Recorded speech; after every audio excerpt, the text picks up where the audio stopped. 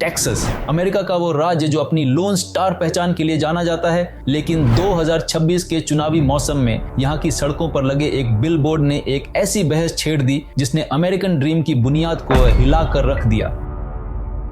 ये कहानी है पूजा सेठी की, एक सफल वकील, एक माँ और ऑस्टिन से टेक्सास हाउस डिस्ट्रिक्ट 47 की उम्मीदवार। लेकिन मार्च 2026 में उनकी पहचान को एक चुनावी मुद्दे से बदलकर नफरत का निशाना बना दिया गया। विवाद शुरू हुआ एक सोशल मीडिया पोस्ट से। कंजर्वेटिव कमेंटेटर सवाना हर्नांडेज ने पूजा सेठी के एक कैंपेन बिलबोर्ड की फोटो शेयर की और कैप्शन लिखा, welcome to politics in Texas. देखने में यह एक साधारण सा राजनीतिक कमेंट लग सकता था, लेकिन इसने एक डिजिटल सुनामी को जन्म दिया। अगले 24 घंटों में कमेंट सेक्शन नफरत की आग में जलने लगा। पूजा सेठी की नीतियों पर बात करने के बजाय हमला उनके नाम और उनकी जड़ों पर होने लगा। किसी ने उनके नाम का मजाक उड़ाया तो किसी ने उन्हें सीधे तौर पर डिपोर्ट करने की धमकी दे दी। लोग लिखने लगे, ये विदेशी हमारे सिस्टम पर कब्जा कर रहे हैं। विडंबना देखिए, पूजा सेठी एक अमेरिकन नागरिक हैं, यहीं की कानूनी व्यवस्था का हिस्सा है, लेकिन 2026 के इस माहौल में उनका नाम ही उनके खिलाफ सबसे बड़ा हथियार बना दिया गया। ये बिलबोर्ड विवाद कोई अकेली घटना नहीं है।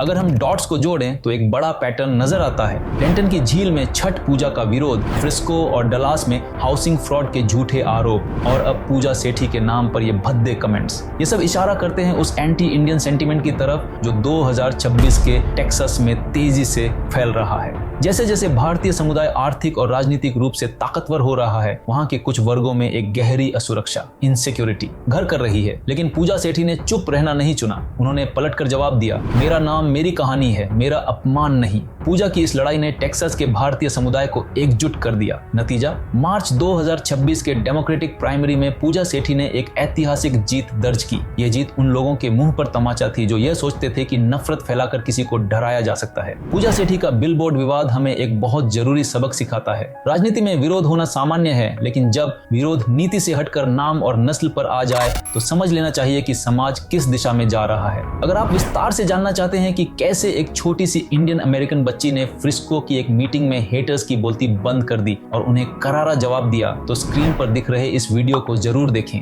लेकिन चलते चलते एक गंभीर सवाल, क्या आपको लगता है कि इस नफरत और हमें टारगेट किए जाने के पीछे कहीं ना कहीं हम इंडियन अमेरिकियों की भी कोई जिम्मेदारी है? क्या हमें अपनी तरफ से कुछ बदलने या बेहतर करने की जरूरत है ताकि हम इस कड़ी छानबीन, स्क्रूटिनी और विरोध को कम कर सकें? अपने विचार कमेंट्स में जरूर लिखें। क्या पता आपका एक छोटा सा सुझाव हम सबके काम आ जाए और हमें इस स्थिति से बाहर निकालने में मदद करे।